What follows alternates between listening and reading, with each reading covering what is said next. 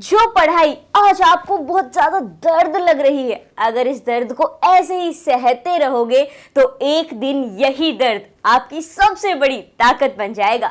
नमस्कार, सत श्री अकाल, आदाब, खम्मा खड़ी वणक्कम एंड हेलो, माई सेल्फ शिविका। और आज के इस वीडियो में हम एनसीईआरटी मैथ्स के चैप्टर 1 रियल नंबर्स से रिलेटेड जितने भी टेक्स्ट बुक के अंदर कॉन्सेप्ट्स दिए गए हैं, थ्योरम्स दी गई हैं, वो सब जानेंगे और उनके ऊपर बेस्ड जो एक्सरसाइज क्वेश्चंस है वो सारे क्वेश्चंस हम सॉल्व करेंगे। तो आइए शुरू करते हैं। अब ये जानने से पहले कि भाई चैप्टर में क्या क्या दिया है, उससे पहले एक बार टाइप्स ऑफ नंबर्स को रिवाइज कर लेते हैं। सबसे पहले टाइप्स ऑफ नंबर में कौन सा नंबर आ जाता है? Natural numbers. नेचुरल नंबर्स क्या होते हैं? काउंटिंग नंबर्स, जैसे 1 2 3 4 5 6 7 8 9 10 और जहां तक आप काउंट कर सको कर लो। जो काउंटिंग नंबर्स होते हैं, यानी जो नंबर्स 1 से स्टार्ट होते हैं, उन्हें हम कहते हैं नेचुरल नंबर्स। हिंदी में कहें तो प्राकृत संख्याएं। उसके बाद आ जाता है होल नंबर्स। तो होल नंबर्स क्या है? तो होल नंबर्स में जितने नेचुरल नंबर्स होते हैं वो आ जाते हैं और एक एडिशनल जीरो और आ जाता है, यानी जो नंबर जीरो से शुरू होते हैं उन्हें हम होल नंबर कहते हैं। 0 1 2 3 4 5 6 7 8 9 10 और आप काउंट करते जाओ इन्फिनिटी। जीरो के आ जाने से गिनती क्या हो गई? पूरी हो गई। तो हिंदी में हम इन्हें क्या कहेंगे? पूर्ण संख्याएं। अब आ जाते हैं इंटीजर्स के ऊपर। तो अभी इंटीजर्स क्या है? तो जितने भी होल नंबर्स हैं और जितने नेगेटिव नंबर्स हैं उन्हें हम इंटीजर्स कहते हैं। यानी 0 1 2 3 4 5 6 7 8 9 10 ये भी इंटीजर्स है और जीरो के नीचे यानी -1 -2 -3 -4 -5 और आप काउंट करते जाओ तो ये भी क्या है? नेगेटिव नंबर्स है, तो इन्हें भी हम इंटीजर्स कहेंगे। तो जीरो के ऊपर वाले यानी 1 2 3 4 5 6 7 8 9 10 ये पॉजिटिव इंटीजर्स हैं। जीरो के नीचे वाले -1 -2 -3 ये सब क्या है? नेगेटिव इंटीजर्स हैं। अब आता है रैशनल नंबर्स। रैशनल नंबर किन्हें कहते हैं? तो वो नंबर्स जिन्हें हम p/q की फॉर्म में लिख सकते हैं, जहां पे q जो है वो किसके इक्वल नहीं होना चाहिए? जीरो के इक्वल नहीं होना चाहिए। यानी जिन नंबर्स को हम फ्रैक्शन फॉर्म में लिख सके और डिनोमिनेटर जो है वो जीरो ना हो, उन्हें हम रैशनल नंबर्स कहते हैं। तो रैशनल नंबर कौन कौन हो जाएंगे? जितने भी इंटीजर्स हैं सारे के सारे रैशनल नंबर्स हैं। देखो जैसे integer 3 is a positive integer, 3 is a whole number as well, 3 is a natural number. अब इस 3 को अगर मुझे फ्रैक्शन की फॉर्म में लिखना है तो हम लिख सकते हैं 3/1। फ्रैक्शन की फॉर्म में लिखा गया तो ये क्या हुआ? ये एक रैशनल नंबर होगा। तो जितने इंटीजर्स होते हैं वो रैशनल नंबर होते हैं और जितने नॉन इंटीजर होते हैं वो भी रैशनल नंबर्स होते हैं। अब नॉन इंटीजर मतलब वो नंबर्स जिन्हें हम इंटीजर की फॉर्म में नहीं लिख सकते, मतलब वो फ्रैक्शन की फॉर्म में ही होते हैं। जैसे 1/2 है, इसे अगर हम सॉल्व करेंगे तो डेसिमल में आंसर आएगा, एक प्योर इंटीजर हमें नहीं मिलेगा। तो जिन नंबर्स को हम p/q की फॉर्म में लिख सकें वो सारे हो जाएंगे रैशनल नंबर्स।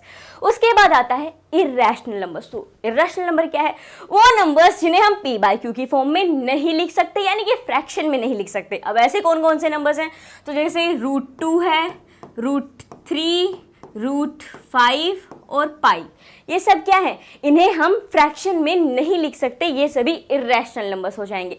अब जो नया टर्म आया है, जो कि चैप्टर का नेम भी है कि भाई रियल नंबर्स, ये क्या होते हैं? रैशनल नंबर और इरैशनल नंबर का जो कॉम्बिनेशन होता है वो होते हैं रियल नंबर्स। और रियल नंबर्स को हम नंबर लाइन पर रिप्रेजेंट कर सकते हैं।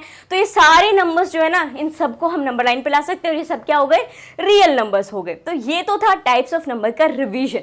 अब चैप्टर में क्या क्या है? तो चैप्टर में सबसे पहले थ्योरम है theorem 1.1, that is fundamental theorem of arithmetic. Fundamental theorem of arithmetic क्या कहती है? That every composite number can be expressed और factorised as a product of primes and this factorisation is unique apart from the order in which the prime factors occur. क्या मतलब है? इसका मतलब यह है कि हर एक कंपोजिट नंबर को ना हम उसके फैक्टर्स जो आएंगे, फैक्टर निकालो, उसके प्रोडक्ट ऑफ प्राइम फैक्टर के रूप में एक्सप्रेस कर सकते हैं, वही नंबर आएगा। जब आप उसके प्राइम फैक्टर्स का प्रोडक्ट निकालोगे तो जो कंपोजिट नंबर है ना वही निकल के आएगा। और गजब की बात यह है कि हर कंपोजिट नंबर की जो फैक्टराइजेशन होती है वो यूनिक होती है। वो बात अलग है कि आप इधर से उधर उसका ऑर्डर चेंज कर सकते हो। एग्जाम्पल से समझते हैं। जैसे मान लीजिए 20 एक कंपोजिट नंबर है, ठीक है, 20 इज ए कंपोजिट नंबर। तो सबसे पहले हम क्या करते हैं? इसके ना फैक्टर्स निकाल लेते हैं। इसके फैक्टर क्या हो जाएंगे? 2 1 ज़ा 2 10, 2 5 ज़ा 10 एंड 5 1 ज़ा 5। 20 के फैक्टर्स हो गए यहाँ पे 2 × 2 × 5 × 1।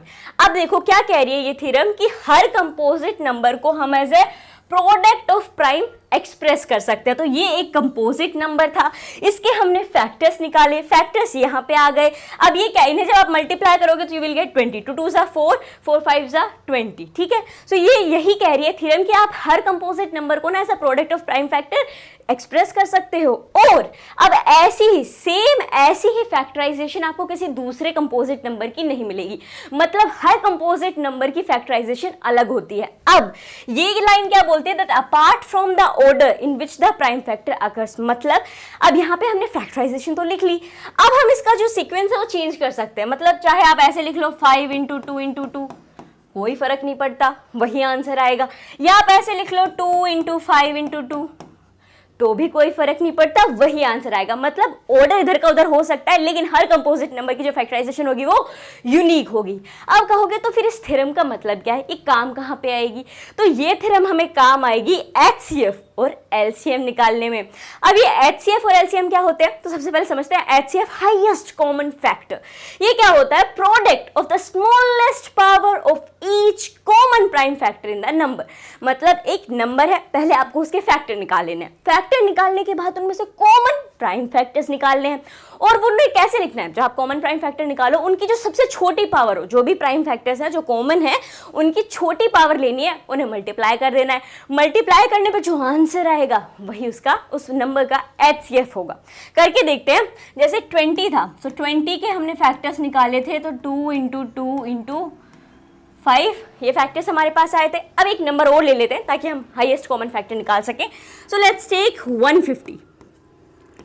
इसके हम पहले फैक्टर्स निकाल लेते हैं। सो 2 7 14, 2 5 10, 3 2 6 and 3 5 15, 5 5 25 and 5 1 5।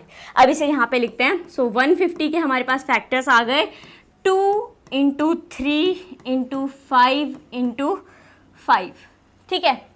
अब ये क्या कह रहा है, हमने फैक्टर्स तो निकाल लिया, अब कह रहा है भैया कॉमन प्राइम फैक्टर निकालो। फैक्टर तुमने लिख लिए, अब इनमें से जो कॉमन प्राइम फैक्टर्स है उन्हें लिखो। तो देखो यहाँ पे कॉमन क्या हो गया, एक तो 2 कॉमन है और 5 कॉमन है। अब उसके बाद इसने क्या कहा है, ठीक है तुमने कॉमन प्राइम फैक्टर भी निकाल लिए, अब इनकी स्मॉलेस्ट पावर लिखो। तो देखो इस नंबर को हम ऐसे भी लिख सकते हैं, 2 बार 2 है, यानी 2 टाइम्स यहाँ पे 2 है, तो ये क्या हो जाएगा 2² × 5।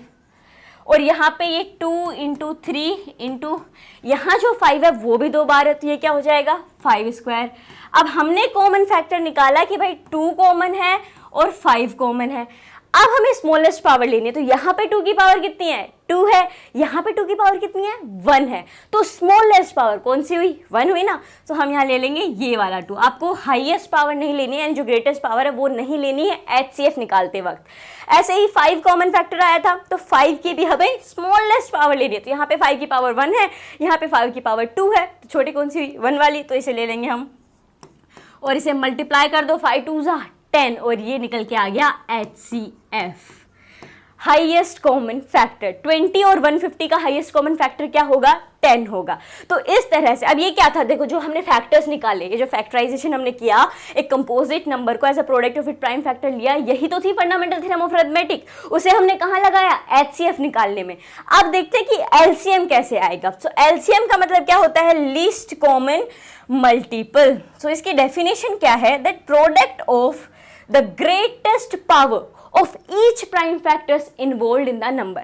वो क्या कह रहा था कि तुम नंबर लो, उसके फैक्टर निकालो, फैक्टर निकालने के बाद कॉमन प्राइम फैक्टर निकालो, फिर उसकी छोटी पावर लो और फिर मल्टीप्लाई करो तो एचसीएफ आएगा।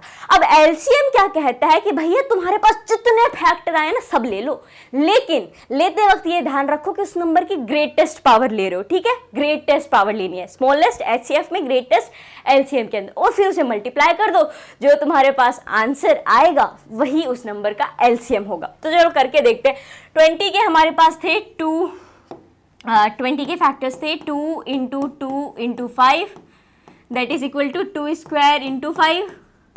उसके बाद हमारे पास 150 के से, तो 150 2 × 3 × 5 × 5। इसे हम कैसे लिख सकते हैं 2 × 3 × 5²। अब हमें इसमें से कोई कॉमन वोमन नहीं निकालना है, जितने फैक्टर है सब लेने हैं, लेकिन उनकी ग्रेटेस्ट पावर लेनी है। सो यहाँ पे देखो 2 है, 2 और 2, इसमें इस 2 की पावर है 1 और यहाँ पे 2 की पावर है 2, तो हमें क्या लेनी है ग्रेटेस्ट, तो हम ये वाला 2 उठाएंगे दैट इज 2²। मल्टीप्लाई बाय 3, 3 एक बार ही है, उसकी हाईएस्ट पावर भी 1 ही है, तो हम यहाँ पे 3 ले लेंगे। अब 5 है तो 5 दो बार, अब देखो इसमें से कौन सा लेना जिसकी पावर हाई ग्रेटर हो, दैट इज इसकी 5 1 है और इसकी 5 की 2 है, तो कौन सा लेंगे, 5 स्क्वायर लेंगे। तो यहाँ पे आ जाएगा 5 स्क्वायर। अब 2 2 से आपका 4 हो जाता है एंड 5 की पावर अगर आप निकालोगे 5 5 25 हो जाता है। अब 25 को जब हम मल्टीप्लाई करेंगे 4 से तो आ जाता है 100। अब 100 को जब मल्टीप्लाई करेंगे 3 से तो आ जाता है 300, यानी आपका एलसीएम हो जाएगा 20 और 150 का 300। तो इस तरीके से हम HCF और LCM फाइंड आउट करेंगे। अब इस HCF और LCM और दिए गए नंबर के बीच में ना एक रिलेशन है, एक रिश्ता है। तो ये रिश्ता क्या कहलाता है, आइए चेक करते हैं। सो ये रिलेशन है that for any two integers A and B, HCF of A and B and LCM of A and B is equal to A multiply by B।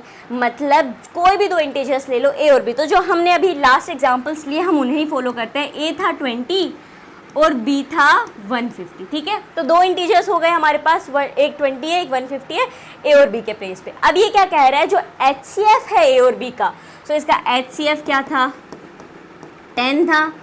उसके बाद कह रहा है मल्टीप्लाई बाय LCM, यानी जो LCM है इनका, तो इनका LCM क्या था 300 था। अब ये कह रहा है कि इसे हम मल्टीप्लाई करेंगे ना तो इक्वल होगा इन दोनों नंबर के प्रोडक्ट के। तो नंबर क्या है 20 × 150, ठीक है। एक बार करके देखते हैं कि सही भी कह रहा है या गलत कह रहा है। देखो 15 2 30, लगा दो 2 0, ये हो गया क्या 3000। अब इधर मल्टीप्लाई करके देखो 300 बाई 10 3000, ये तो दोनों साइड सेम आ रहा है। मतलब ये सही है क्या कि कोई भी दो नंबर्स होंगे इंटीजर्स A और B, अगर आप उनका HCF निकाल लोगे, उनका LCM निकाल लोगे, उन्हें मल्टीप्लाई करोगे तो वो मल्टीप्लिकेशन जो प्रोडक्ट आएगा वो किसके इक्वल होगा, उन दो नंबर के प्रोडक्ट्स के इक्वल होगा। आप कहोगे इस रिश्ते का हमें क्या करना, ये जो रिलेशन आपने दिखाया इसकी ज़रूरत क्या है। तो देखो आपसे सवाल ये ऐसे पूछेगा कि HCF दे देगा, क्वेश्चन में आपको HCF देगा, देखो भाई ये HCF है और ये दो नंबर्स हैं। अब आपको कहेगा कि तुम ना LCM निकाल के बताओ, तो अब आप वही दोबारा फैक्टर्स निकालते बैठोगे। फैक्टर्स निकालने के बाद उनमें फिर देखोगे किसकी ग्रेटेस्ट पावर है। इससे बढ़िया अगर आपको HCF दिया गया है, दोनों नंबर दिए गए हैं, तो आप इस तरीके से निकाल सकते हो। कैसे, जैसे यहाँ पे हम इसी नंबर को लेते हैं, HCF हमारे पास था 10, LCM हमें पता नहीं है, तो और A × B कितने हैं 20 × 150, राइट। अब क्या करना है, ये इक्वेशन आ गई यहाँ पे हमारे पास। सो LCM इज इक्वल टू 10, यहाँ पे मल्टीप्लाई हो रहा है तो वहाँ जाके डिवाइड हो जाएगा। सो 20 × 150 डिवाइडेड बाई 10, 10 1 10, 10 2 20। अब 150 × 2 करेंगे तो क्या आएगा 300, बिकॉज 15 2 30, एक जीरो लगा दो तो ये आ गया 300। तो यही तो LCM था हमारा। ऐसे ही अब ये भी हो सकता है कि आपको LCM दे दिया जाए और दोनों नंबर दे दिए जाएं। अब पूछेगा कि भाई HCF निकाल के बताओ, तो वहाँ पे हम इस तरीके से LCM और HCF फाइंड आउट कर सकते हैं। अब यहाँ इन सारी थ्योरम्स के बेसिस पे, इन सारे रिलेशन के बेसिस पे आती है एक्सरसाइज 1.1। अब हम इसे सोल्व करेंगे। सो एक्सरसाइज 1.1 का पहला क्वेश्चन है that express each number as a product of its prime factor. याद करो क्या आया, फंडामेंटल थ्योरम ऑफ अरिथमेटिक यहाँ पे हमें लगानी है। ये नंबर्स दिए गए हैं, इनके फैक्टर्स निकालने हैं और फिर उन्हें as a product of their prime factor के रूप में एक्सप्रेस करना है। तो सबसे पहले यहाँ पे है 140। सो 140 के सबसे पहले हम ना फैक्टर्स निकाल लेते हैं। सो 2 7 14, 2 3 6 एंड 2 5 10। फिर ये चला जाएगा यहाँ पे 5 7 35 एंड 7 1 7, ठीक है। अब क्या करना है, इसको लिख लेना है। सो 140 इज इक्वल टू 2 × 2 × 5 × 7, ठीक है। अब देखो दो यहाँ पे कितनी बार है, 2 बार है, 2 2 टाइम्स है, तो हम इसे कैसे लिख सकते हैं 2² × 5 × 7। तो ये क्या हो गया, यहाँ पे हमने 140 को as a product of its prime factor express कर दिया। अब ऐसे ही 156 होगा, तो आप फटाफट से कमेंट बॉक्स में बताइए कि 156 को हम as a product of its prime factor कैसे एक्सप्रेस करेंगे। जैसे अभी हमने 140 को लिखा था, ऐसे ही 156 का प्राइम फैक्टर्स का प्रोडक्ट कैसे लिखेंगे।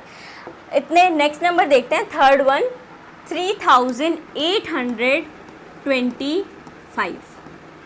ओके, तो इसके भी क्या करना है, सबसे पहले हमें फैक्टर्स निकाल लेने। तो ये 3 से जा रहा है पहले, 3 1 3, 3 2 6, 3 7 21 एंड 3 5 15। अब उसके बाद ये कहाँ जा रहा है, फिर से 3 से जा रहा है, 3 4 ज़ा 12, 3 2 ज़ा 6 एंड 3 5 ज़ा 15। अब ये किससे जा रहा है, अब ये 5 से जा रहा है, 5 8 ज़ा 40 एंड 5 5 ज़ा 25। दोबारा ये 5 से जाएगा, 5 1 ज़ा 5 एंड 5 7 ज़ा 35 एंड 17 1 ज़ा 17। अब हम इसे कैसे लिखेंगे, so 3825 is equal to 3 into 3 into 5 into 5 into 17 into 1। अब यहाँ पे देखो 3 कितनी बार है, 2 बार है, 5 कितनी बार है, 2 बार है। तो हम इसे कैसे लिख सकते हैं, हम इसे लिख सकते हैं that 3 square into 5 square into 17। तो ये क्या हो गया, 3825 को हमने लिख दिया as a product of its prime factor. अब इसी तरीके से आपको 5005 को बताना है। कमेंट बॉक्स में बताइए कि 5005 को हम as a product of its prime factor कैसे लिखेंगे। तब तक हम नेक्स्ट वाले को सॉल्व करते हैं, दैट इज फिफ्थ वन 7429। सो 7429। तो ये किससे जा रहा है, ये सबसे पहले जाएगा 17 से। सो 17 4 ज़ा 68 हो जाएगा, 17 3 ज़ा 51 एंड 17 7 ज़ा। अब ये किससे जा रहा है, अब ये जा रहा है 19 से। सो 19 2 ज़ा 38 एंड देन 19 3 ज़ा यहाँ पे जाएगा। अब 23 किससे जाएगा, 23 ज़ा प्राइम नंबर। सो 23 1 ज़ा 23। सो 7429 दैट इज 7429 को अगर हम as a product of its prime factor लिखेंगे तो ये हो जाएगा 17 इंटू 19 इंटू 23। ठीक है, तो इस तरह से आप क्वेश्चन नंबर 1 को सॉल्व करोगे। कुछ नहीं करना, जो कंपोजिट नंबर है उनके फैक्टर्स निकालने हैं, फैक्टर्स निकालने के बाद उन्हें ऐसे लिख देना है एज अ प्रोडक्ट। आते हैं नेक्स्ट क्वेश्चन के ऊपर, दैट इज क्वेश्चन नंबर 2। ये कह रहा है find the LCM and HCF of the following pairs of integers and verify that LCM into HCF is equal to the product of 2 numbers. यानी यहाँ पे हमारे पास नंबर्स दिए गए हैं। अब ये कह रहा है कि इन नंबर के पहले तो तुम एलसीएम और एचसीएफ निकालो, और निकालने के बाद वेरीफाई भी करके दिखाओ। और वेरीफाई किससे करना है, इस वाले मेथड से कि LCM into HCM is equal to the product of A and B, यानी जो भी आपके पास 2 नंबर्स हैं उनके प्रोडक्ट के वो इक्वल होगा। तो आइए करके देखते हैं। सबसे पहले 26 एंड 91। तो क्या करेंगे, सबसे पहले हम इनके फैक्टर्स निकाल लेंगे। सो 26, लेट्स डू इट। 2 1 ज़ा 2, 2 3 ज़ा 6, 13 1 ज़ा 13। उसके बाद है 91। सो चलो 91 का भी करते हैं। 91 ये किससे जा रहा है, सबसे पहले 7 से जा रहा है। यहाँ पे 7 1 ज़ा 7 एंड 7 3 ज़ा 21 एंड 13 1 ज़ा 13। अब यहाँ पे क्या कर लेना है, इनके फैक्टर्स हम लिख लेते हैं। So 26 is equal to 2 into 13 into 1 and 91 is equal to 7 into 13 into 1। अब यहाँ पे हाईएस्ट कॉमन फैक्टर हम पहले निकाल रहे हैं, पहले एचसीएफ निकालना है। तो क्या करना है, कॉमन प्राइम फैक्टर निकालना है। तो कॉमन क्या है, यहाँ पे 13 और 1 कॉमन है। ठीक है, अब क्या करना है, उनकी स्मॉलेस्ट पावर लेनी है। तो दोनों की यहाँ पे पावर एक ही है, इस 13 की भी पावर 1 है, इस 13 की भी पावर 1 है। तो एक 13 हम यहाँ पे ले लेंगे और 1 ले लेंगे। सो 13 इंटू 1 इज इक्वल टू 13, यानी कि एचसीएफ क्या होगा, इसका 13 आ जाएगा। ठीक है, 26 और 91 का एचसीएफ आ जाएगा 13। अब हमें निकालना है एलसीएम। तो एलसीएम क्या कहता है कि सारे प्राइम फैक्टर तुमने जितने निकाले सब के सब ले लो। तो सब के सब अगर हम ले लेते हैं और उनकी हाईएस्ट पावर के साथ, तो 2 आ जाएगा सबसे पहले, फिर 7 आ जाएगा, then 13 and into 1 is gonna be, जो भी नंबर आएगा इंटू 1 तो वो इक्वल ही रहेगा। तो हम इतने फैक्टर्स यहाँ पे ले लेते हैं। अब हमें क्या करना है, इन्हें मल्टीप्लाई करना है। तो 7 2 सा कितना हो जाएगा, 14। एंड जब हम 14 इंटू 13 करेंगे तो हमारे पास आएगा 182, जो कि यहाँ पे क्या है, एलसीएम है। तो यहाँ पे हमने निकाल दिया कि एचसीएफ होगा 13 और एलसीएम होगा 182। अब इसने आगे क्या कहा है कि जो आप निकाल लो, जो आपने नंबर्स के एचसीएफ और एलसीएम निकाले हैं, उसके बाद उसको क्या करो, वेरीफाई भी करो। ठीक है, तो हमारे पास एचसीएफ 13 है, एलसीएम 182 है। अब हमें इसे वेरीफाई करना है। तो वेरीफाई इस तरीके से करना है, यहाँ पे जो है LCM into HCF equal to product of two numbers. तो टू नंबर्स क्या क्या है हमारे पास 26 और 91। तो पहले हम इन्हें मल्टीप्लाई करेंगे, मल्टीप्लाई करने पे देखेंगे कि क्या आंसर आता है, फिर उन्हें मल्टीप्लाई करेंगे, फिर देखेंगे कि क्या हमारा आंसर वही आया है जो इधर आया था। अगर सेम आता है तो कह देंगे कर दिया हमने वेरीफाई। तो यहाँ पे करके देखो, सबसे पहले ये 6 आ जाएगा, यहाँ पे 2, 9 6 जा 54, 5 कैरी, 9 2 जा 18 प्लस 5 कर दो 19 20 21 22 23। सो ये आ जाएगा यहाँ पे 23 6 4 5 6 3 2। यहाँ पे आया 2366। ये तो हमने निकाला प्रोडक्ट ऑफ टू नंबर्स। अब हम मैच भी तो करेंगे, वेरीफाई इसी को तो करना है। सो 182 को भी मल्टीप्लाई करते हैं किससे 13 से। सो 3 2 जा 6, 8 3 जा 24, 2 कैरी, 3 1 जा 3 4 5 2 8 1 6 6 8 प्लस 5 13 1 कैरी। ये तो सेम आया है, यानी हमने सही किया था। ये वेरीफाई भी हो गया कि ये जो प्रोडक्ट है इन दो का, LCM का और HCF का, वो इक्वल है किसके, दोनों नंबर्स के, जो कि थे 26 एंड 91। तो ये तो था कि भाई आप सोल्व कैसे करोगे। अब ये है कि नोटबुक में कैसे लिखेंगे, स्टेप बाय स्टेप हमें क्या लिखना होगा। तो आपको सबसे पहले क्या करना होगा, ये लिखना है कि देखो expressing 26 and 91 as a product of his prime factor we get 26 equal to 2 into 13 into 1। अभी 2 इंटू 13 इंटू 1 क्या है, हमने फैक्टर निकाले थे ना 26 के, उन्हें यहाँ पे लिख दिया। उसके बाद आपको 91 के फैक्टर्स भी लिख देने। अब कहना है कि देयरफॉर, अब ये सब फैक्टर्स आए तो हमें पता था कि फंडामेंटल थ्योरम ऑफ अरिथमेटिक कैसे होती है। तो यहाँ पे हो जाएगा therefore LCM is equal to 2 into 7 into 13 into 1 that is 182। और HCF भी हमें पता है कैसे निकालते हैं, तो यहाँ पे 13 आ गया। तो हमारे पास HCF और LCM आ गया। अब हम क्या करेंगे, वेरीफाई करेंगे। तो आपको लिखना है वेरिफिकेशन। अब क्या वेरीफाई करना है, that now product of 26 and 91। So 26 into 91 is equal to 2366 and product of LCM and HCF। अब LCM और HCF जो है 182 इंटू 13, उन्हें भी अगर हम करेंगे तो क्या आता है 2366। तो यहाँ से हम कह सकते हैं hence LCM into HCF is equal to the product of 26 and 91। तो इस पूरे तरीके से, इस पूरे फॉर्मेट से आप लिखोगे अपनी नोटबुक के अंदर स्टेप बाय स्टेप। आते हैं अगले क्वेश्चन पे, यानी क्वेश्चन नंबर 2 के सेकंड पार्ट पे, दैट इज 510 और 92। अब कह रहे हैं इसके LCM HCF निकालो और इन्हें वेरीफाई करो। तो आइए करते हैं। सबसे पहले क्या करेंगे, हम 510 के फैक्टर्स निकाल लेते हैं, ठीक है। सो ये 2 से जाएगा, 2 2 जा 4, 2 5 जा 10 एंड अगेन 2 5 जा 10। अब ये यहाँ पे किससे जाएगा, 5 आ रहा है लास्ट के अंदर, सो ये 3 से जा सकता है। हाउ, 3 8 जा 24 एंड 3 5 जा 15। अब ये जाएगा किससे, 5 से जाएगा। सो 5 1 जा 5 एंड 5 7 जा 35 एंड देन 17 1 जा 17। तो ये आ गया 510 के factors. Let's write 2 into 3 into 5 into 17 into 1। अब क्या करना है, 92 के निकालना है। सो लेट्स राइट इट 92। ये 2 से जाएगा, 2 4 जा 8 एंड 2 6 जा 12 देन 2 2 जा 4 एंड 2 3 जा 6 एंड 23 1 जा 23। सो 92 के फैक्टर्स क्या क्या आ गए, 2 इंटू 2 इंटू 23। अब क्या करना है, अब हमें निकालना है HCF और LCM। तो HCF और LCM निकालने के लिए क्या करेंगे, सबसे पहले HCF निकालते हैं तो कॉमन प्राइम फैक्टर्स निकालेंगे। तो यहाँ पे जो 2 स्क्वायर है इसकी पावर कितनी 2 हो जाएगी, क्योंकि 2 बार 2 है तो इट विल गेट 2 स्क्वायर। तो यहाँ पे कॉमन क्या है, 2 कॉमन है और बाकी कुछ भी कॉमन नहीं है। अब यहाँ पे हमें क्या करना है, इसकी स्मॉलेस्ट पावर लेनी है। तो यहाँ पे 2 की पावर कितनी है 2 है, वहाँ पे 2 की पावर कितनी है 1 है, तो स्मॉलेस्ट पावर हम 1 को लेंगे। सो HCF आ गया यहाँ पे हमारा 2। अब निकालना है LCM। तो LCM में कोई कॉमन प्राइम फैक्टर तो लेना नहीं है, सारे फैक्टर्स ले लेने, लेकिन उनकी ग्रेटेस्ट पावर के साथ। तो यहाँ पे 2 की हाईएस्ट पावर कितनी है 2 है, सो ये ले लेंगे इंटू 3 इंटू 5 इंटू 17 इंटू 23। इसे मल्टीप्लाई करने पर जो आंसर आएगा वो हमारा क्या होगा, लिस्ट कॉमन मल्टीपल यानी कि LCM होगा। तो ये यहाँ पे 4 आ जाएगा, बिकॉज 2 2 जा 4 into 3 into 5 into 17 into 23। So let's do it. 4 3 जा 12, 12 5 जा 60। Let's multiply 60 bye 17।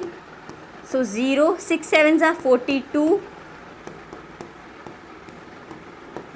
6 + 4 10। सो ये कितना आ गया 1020। अब क्या करना है, इस 1020 को मल्टीप्लाई करना है किससे 23 से करना है। तो करके देखते हैं 1020 मल्टीप्लाइड बाय 23, 0 3 2 ज़ा 6 3, 0 2 2 ज़ा 4, 0 2 1 ज़ा 2, सो 06432 मीन्स 23,460 क्या हो जाएगा यहाँ पे LCM हो जाएगा. So let's write it.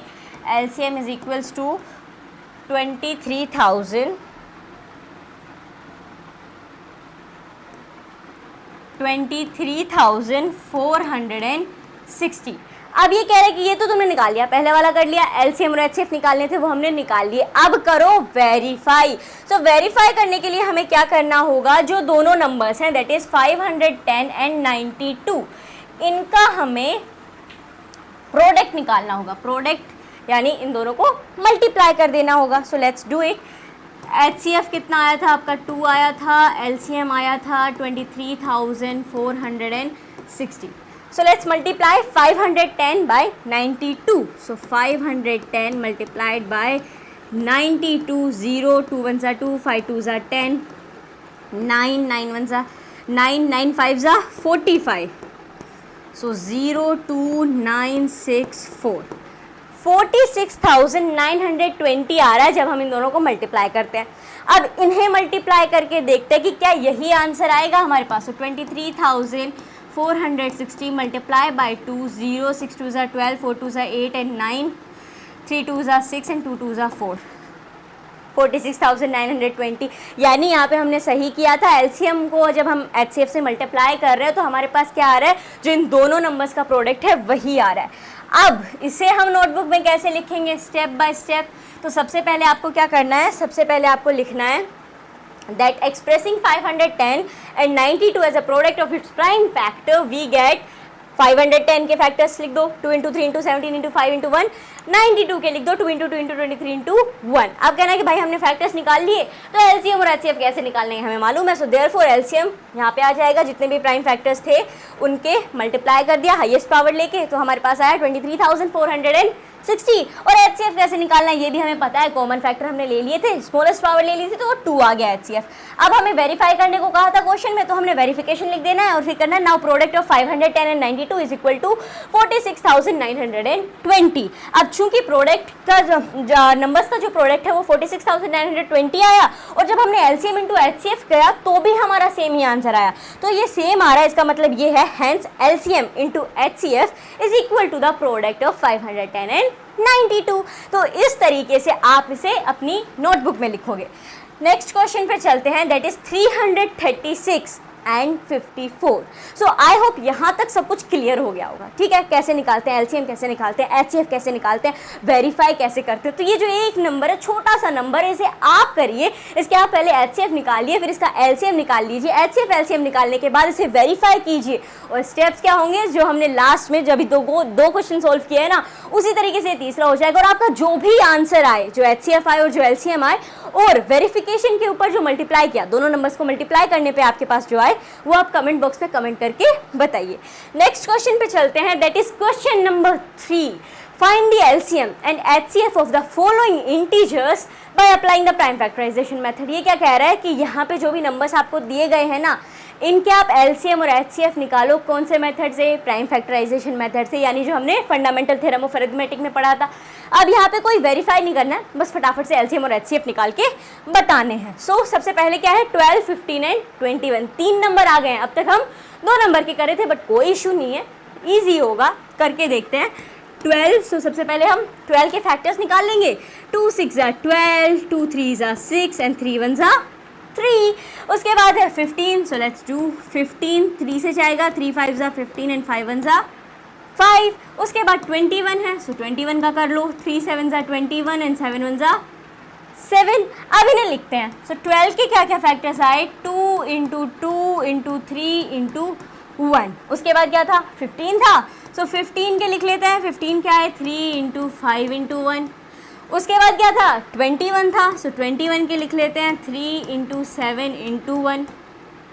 अब क्या करना है, सबसे पहले ना HCF निकालते हैं. सो उसके लिए क्या करना होगा, हमें कॉमन प्राइम फैक्टर देखने होंगे. तो आप देखो, इसमें 2 है लेकिन इन दोनों में 2 नहीं है.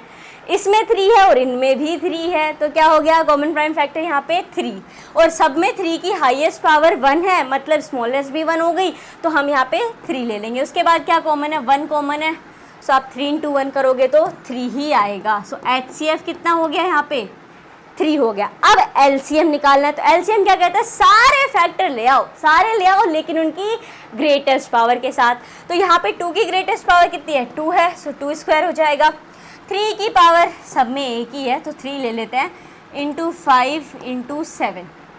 अब जब हम इसे मल्टीप्लाई करेंगे तो जो आंसर आएगा वो होगा इसका LCM। सो 2 2 सा यहाँ पे आपका 4 हो जाता है, 4 3 ज़ा 12, 12 5 ज़ा 60, एंड व्हेन वी मल्टीप्लाई 60 × 7, 7 6 ज़ा 42, यानी 420 जो है वो क्या हो जाएगा, इसका LCM हो जाएगा।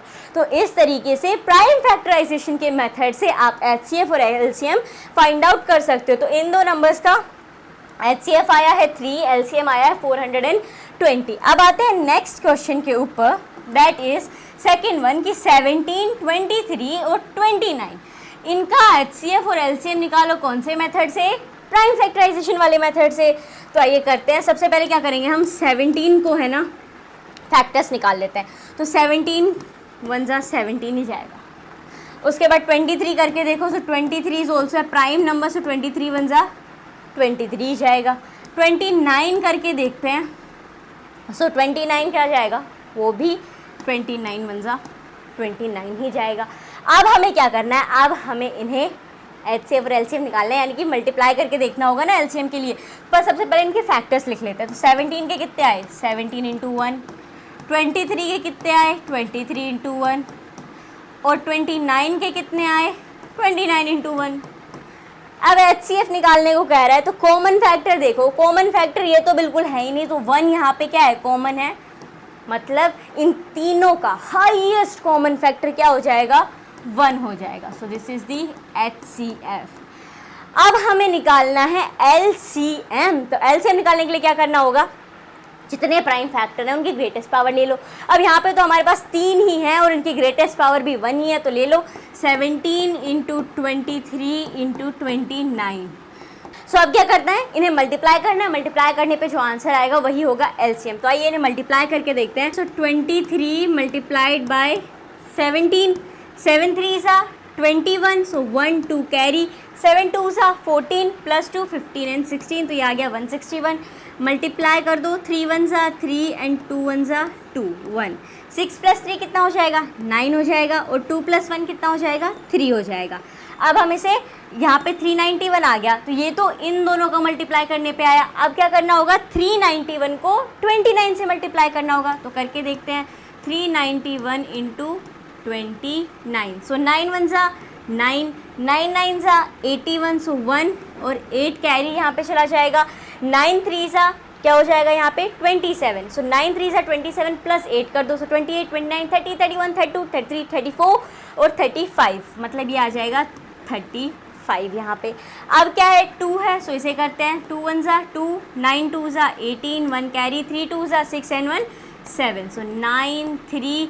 अब आप 8 + 5 करोगे तो कितना आएगा, 9 10 11 12 13, सो 3 1 कैरी, 7 + 1 8 9 10 11, सो ये आ जाएगा 11,339 यहाँ पे इसका LCM हो जाएगा। ठीक है, तो इस तरीके से क्या करना है, बस आपको नंबर्स के फैक्टर निकालने हैं। फैक्टर निकालने के बाद कॉमन फैक्टर निकालने हैं जिसकी स्मॉलेस्ट पावर हो, और जो कॉमन रहेगा वो HCF आ जाएगा। LCM में क्या करना है, सारे फैक्टर्स ले लेने हैं, उसके बाद उनकी ग्रेटेस्ट पावर लेनी है, उन्हें मल्टीप्लाई कर देना है, और जो आंसर आएगा वो हो जाएगा उसका LCM। अब 8 9 और 25, इसका HCF क्या होगा और इसका LCM क्या होगा, कमेंट बॉक्स में कमेंट करके बताइए दैट 8 9 और 25 का HCF और LCM क्या होगा। अब तक जैसे हमने सोल्व किया है उसी तरह से आपको करना है प्राइम फैक्टराइजेशन मेथड से, और इसका जवाब कमेंट बॉक्स में देना है। नेक्स्ट क्वेश्चन पे चलते हैं, that is question number 4। Given that HCF is equal to HCF of 306 and 657 is equal to 9। इन दोनों नंबर्स का HCF क्या है, 9 है। Find LCM. अब इन दोनों नंबर का ना हमें क्या करना है, एलसीएम फाइंड आउट करना है। तो देखो हमने जब वो सीख रहे थे एचसीएफ और एलसीएम का जो रिलेशन देख रहे थे उसमें देखा था कि आप HCF into LCM equal to product of two numbers से अगर आपको एचसीएफ दे दिया गया है और दोनों नंबर दे दिए गए हैं तो एलसीएम कैसे निकालोगे, वही चीज़ हमें यहाँ पे अप्लाई करनी है। तो देखो सबसे पहले हम लिख लेते हैं दैट एचसीएफ हमारा कितना है 9 है और एलसीएम हमें पता नहीं है तो हम इसे x मान लेते हैं, ठीक है। एलसीएम x है ताकि हम जब इक्वेशन बनाएं तो इसे सोल्व कर सके। अब नंबर क्या है, ये कह रहा है कि जब एचसीएफ इंटू एलसीएम है तो क्या होता है, product of two numbers. So a into B, तो यहाँ पे ए बी क्या हो जाएंगे हमारे 306 इंटू 657, ठीक है। अब हमें क्या करना है, हमें ये x की वैल्यू निकालनी है, यानी ये जो एलसीएम है ये फाइंड आउट करना है। तो अब देखो यहाँ पे 9 क्या हो रहा है, मल्टीप्लाई हो रहा है, तो उधर जाके क्या होगा, डिवाइड हो जाएगा। तो ये हो जाएगा x is equal to 306 into 657 divided by 9। अब हम इसे सोल्व कर देंगे, जो आंसर आएगा वही हमारा यहाँ पे एलसीएम होगा।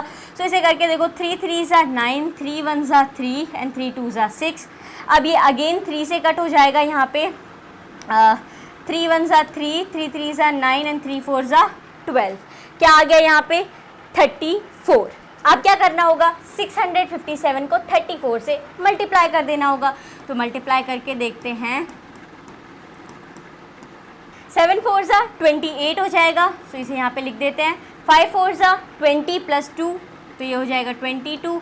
6 4 ज़ा कितना हो जाएगा, 6 4 ज़ा 24, 25 26 इंटू 7 3 ज़ा 21, 2 कैरी, 5 3 ज़ा 15, 16 17, 1 कैरी, 6 3 ज़ा 18 प्लस 1 19। सो 8 3 7 प्लस 6 कितना हो जाएगा 13, 1 9 10 12 1 2। सो 22,338 क्या होगा यहाँ पे एलसीएम होगा, और एचसीएफ क्या था 9 था। अब आप इस पूरे को अपनी नोटबुक में स्टेप बाय स्टेप कैसे लिखोगे कि हमने ये जो एलसीएम निकाला है वो कैसे निकाला है। सो आपको सबसे पहले क्या करना होगा, ये लिखना होगा एज वी नो दैट, जैसा कि हमें मालूम है कि HCF into LCM is equal to the product of two given numbers. जो एचसीएफ होता है और एलसीएम होता है उन्हें मल्टीप्लाई कर दे तो किसके इक्वल होता है, जो दिए गए नंबर है उनके प्रोडक्ट के इक्वल होता है। Therefore 9 into LCM is equal to 306 into 657, मतलब 9 क्या है एचसीएफ है, ये हमें मालूम है। एलसीएम हम निकालने वाले हैं जो कि किसके इक्वल होगा, उन दोनों नंबर के प्रोडक्ट के इक्वल होगा। सो एलसीएम इज इक्वल टू, अब क्या चला गया 9 चला गया डिवाइड में, इक्वेशन में यहाँ पे मल्टीप्लाई हो रहा था वहाँ पे डिवाइड होगा, तो यहाँ पे आ गया 22,338। तो इसका मतलब क्या हुआ कि एलसीएम क्या होगा 306 और 657 का एलसीएम होगा 22,338। तो इस तरीके से आपको इसे अपनी नोटबुक में लिखना है। अब चलते हैं नेक्स्ट क्वेश्चन के ऊपर, that is question number 5। Check whether 6 n can end with the digit 0 for any natural number n। ये क्या कह रहा है कि 6 है, अब इस जो n है इस n पे हम कोई भी नेचुरल नंबर लिख दे, यानी 6 की पावर कुछ ऐसी बनाए कि वो जो है ना उसका जो लास्ट नंबर हो वो 0 आए, ठीक है। तो एक बार करके देखो, अगर हम यहाँ पे करके देखते हैं कि 6 की पावर 2 रखते हैं, सो 6 6 कितना हो जाता है 36 हो जाता है, ठीक है। अब आप यहाँ पे देखोगे कि इसकी पावर हम जैसे जैसे बढ़ाते जाएंगे ना ये 6 पे ही एंड होता जाएगा, मतलब 6 की पावर 3 रखोगे तो भी लास्ट में 6 ही आएगा, 6 की पावर 4 रखोगे तो भी लास्ट में 6 ही आएगा। और ऊपर से आप ये भी देख सकते हो अगर हम 6 के फैक्टर्स निकालें, सो फैक्टर क्या हो जाएगा 2 3 ज़ा 6 एंड 3 1 ज़ा 3। तो 6 के जो फैक्टर्स आ रहे हैं वो क्या आ रहे हैं 2 और 3 आ रहा है, मतलब 5 आ ही नहीं रहा है। अब 5 क्यों चाहिए, आप कहोगे 5 कहाँ से टपक आया। एक चीज़ याद कीजिए, जब डिविजिबिलिटी हम पढ़ रहे थे कि कोई भी नंबर अगर 0 या 5 से एंड होता है तो वो 5 से ज़रूर डिवाइड होगा, ठीक है। मतलब किसी भी नंबर की जो लास्ट डिजिट है, जो वंस के प्लेस पे डिजिट है, वो अगर 0 है या फिर 5 है तो 5 से डिवाइड होगा। तो यहाँ पे तो इसके फैक्टर के अंदर ही 5 नहीं है, 6 के फैक्टर के अंदर 5 है ही नहीं। आप कहोगे एक बार सोल्व करके बताओ कैसे हो सकता है। जैसे 10 है, 10 के लास्ट में क्या आ रहा है 0 आ रहा है। अब आप इसके फैक्टर्स निकाल के देखो 10 के, सो 2 5 ज़ा 10 एंड 5 1 ज़ा 5। 2 और 5 यहाँ पे फैक्टर आएंगे, मतलब अगर कोई नंबर वंस के प्लेस पे 0 होगा, अगर किसी भी नंबर के वंस के प्लेस पे 0 होगा तो 5 से पक्का डिवाइड होगा, यानी उस नंबर के फैक्टर में 5 ज़रूर होगा। लेकिन इस 6K में तो कहीं पे भी 5 नहीं है, तो इसका मतलब क्या है कि जो 6n है ना वो किसी का आप n पे कोई भी नेचुरल नंबर कोई भी पावर लगा लो वो 0 पे एंड नहीं होगा। अब इसे आप नोटबुक में कैसे लिखोगे सारी बात को कि ये तो 0 से एंड हो ही नहीं सकता है। तो इसके लिए आपको क्या करना है, सबसे पहले लिखना है if the number 6n ends with the digit 0 then it should be divisible by 5. As we know, any number with unit place as 0 or 5 is divisible by 5. ये क्या कह रहा है कि अगर 6n अगर 0 पे एंड होगा तो मतलब वो 5 से डिवाइड होना चाहिए, जैसे हमने पहले देखा, क्योंकि हमें ये मालूम है कि 0 और 5 अगर कोई नंबर के यूनिट प्लेस पे हैं तो वो 5 से ज़रूर डिवाइड होता है. लेकिन यहाँ पे क्या हो रहा है, प्राइम फैक्टराइजेशन ऑफ 6n, अगर हम 6 के प्राइम फैक्टर्स निकालते हैं तो क्या आ रहा है 2 इंटू 3, और n की पावर हम यहाँ पे लेके रखते हैं, हमें तो उसे ही रिप्लेस करना है. So therefore the prime factorisation of 6n doesn't contain prime number 5. अब देखो यहाँ पे आपने फैक्टर्स निकाले, कहीं पे भी 5 नहीं आया, तो जब 5 आया ही नहीं है तो हम n पे कुछ भी रख ले 0 आ ही नहीं सकता है. So hence it is clear that for any natural number n, 6n is not divisible by 5, and thus it proves that 6n cannot end with the digit 0 for any natural number n. तो इस तरीके से आप इस पूरे के पूरे को अपनी नोटबुक में लिखोगे कि क्यों 6n की जो 6 की जो यूनिट डिजिट होगी, n पे हम कोई भी पावर रख लें वो 0 नहीं आएगी. अब चलते हैं नेक्स्ट क्वेश्चन के ऊपर, दैट इज क्वेश्चन नंबर 6. ये कह रहा है explain why 7 into 11 into 13 plus 13 and 7 into 6 into 5 into 4 into 3 into 2 into 1 plus 5 are composite numbers. ये यहाँ पे कह रहा है कि बताओ ये जो दोनों नंबर्स हैं 7 इंटू 11 इंटू 13 प्लस 13 और 7 into 6 into 5 into 4 into 3 into 1 into plus 5, ये कंपोजिट नंबर्स क्यों हैं. अब ये कंपोजिट नंबर क्या होता है, वो नंबर जिनके एक और वो नंबर खुद को छोड़ के और भी ज़्यादा फैक्टर्स, और प्राइम नंबर्स क्या होते हैं, मतलब जो नंबर है उसका या तो 1 ही कॉमन फैक्टर होगा या वो नंबर खुद होगा, ठीक है. लेकिन कंपोजिट में क्या होता है, 1 और वो नंबर तो होगा ही, लेकिन उसके अलावा और भी फैक्टर्स होंगे. तो अब ये कह रहा है कि ये बताओ कि ये क्यों कंपोजिट नंबर्स हैं. तो उसके लिए देखो सबसे पहले क्या करना होगा, हम इस नंबर 1 को लेते हैं 7 इंटू 11 इंटू 13 प्लस 13, ठीक है. अब यहाँ पे आप एक चीज़ देखो, 13 दोनों में कॉमन है, तो हम क्या कर लेते हैं, इसे बना देते हैं 13 कॉमन ले लेंगे. 7 इंटू 11 यहाँ पे हमने 13 को कॉमन ले लिया तो ये आ जाएगा प्लस 1. अब जब हम इसे सोल्व करेंगे ना तो आपको पता लग जाएगा कि ये क्यों कंपोजिट नंबर है. सो 13 7 इंटू 11 77 प्लस 1 हो जाएगा कितना 78. अब क्या करना है 78, 13 तो भाई प्राइम नंबर है, ठीक है, तो उसका तो फैक्टर 1 और 13 ही आएगा, लेकिन 78 के हम फैक्टर्स निकाल के देखते हैं. सो 78 के फैक्टर्स निकालो, 2 3 सा कितना हो जाएगा 6, एक कैरी चला गया, 2 9 सा 18, 3 1 सा 3, 3 3 सा 9 एंड देन 13. तो इसे हम कैसे लिख सकते हैं, that 13 into 2 into 3 into 13 into 1. यहाँ पे 13 कॉमन है, so we can take 13 square 2 into 3. तो यहाँ पे देखो इस नंबर का अगर देखा जाए तो एक से ज़्यादा अगर ये प्राइम नंबर होता तो 1 और उस नंबर के अलावा और कोई फैक्टर नहीं आता, लेकिन यहाँ पे तो 13 भी फैक्टर आ गया, यहाँ पे तो 2 भी फैक्टर आ गया और यहाँ पे 3 भी एज ए फैक्टर आ गया. इससे ये साबित होता है कि जो दिया गया नंबर है वो क्या है, एक कंपोजिट नंबर है. तो ये तो हमने पहले वाले को सॉल्व कर लिया. अब सेकंड को कैसे करेंगे, तो सेकंड को भी हम ऐसे ही करेंगे. सबसे पहले क्या करना है, इस नंबर को लिख लेना है. सो लिख लेते हैं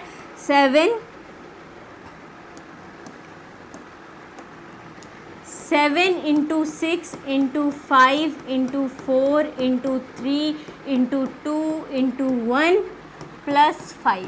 अब यहाँ पे देखो हम कॉमन क्या ले सकते हैं, तो 5 यहाँ पे हम कॉमन ले सकते हैं, ठीक है, दोनों साइड 5 है, so we can take 5 as a common. So यहाँ पे अगर हमने 5 कॉमन ले लिया तो ये हो जाएगा 7 into 6 into 4 into 3 into 2 into 1 और प्लस 1, ठीक है.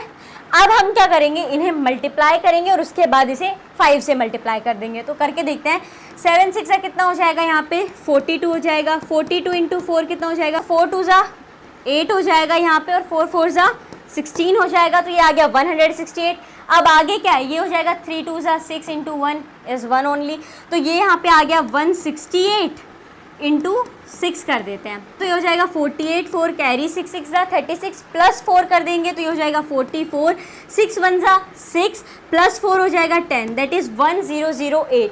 तो ये क्या आ गया 5 मल्टीप्लाई बाय 1008 प्लस 1। अब हम इसे +1 कर देंगे, दैट इज़ 5009। अब आप यहाँ पे देखोगे कि यह इस नंबर के 1009 जो नंबर आया, इसका 1 होगा एक कॉमन फैक्टर और ये खुद होगा। उसके अलावा यहाँ पे 5 है, मतलब उस नंबर के और 1 के अलावा इसका एक और कॉमन फैक्टर आ रहा है। तो इसके कारण ये जो दिया गया नंबर है वो क्या है, एक कंपोजिट नंबर है।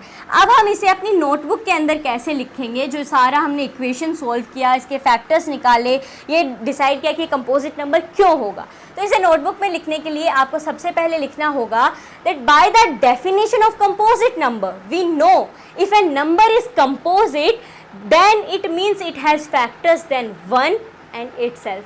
अगर कोई नंबर एक कंपोजिट नंबर है तो उसके फैक्टर एक और उस नंबर को छोड़ के उससे भी ज़्यादा होंगे। आगे क्या लिखना है, it can be observe that 7 × 11 × 13 + 13, जिसे हम लिख सकते हैं 13 को कॉमन लेके 13 × 7 × 11 × +1।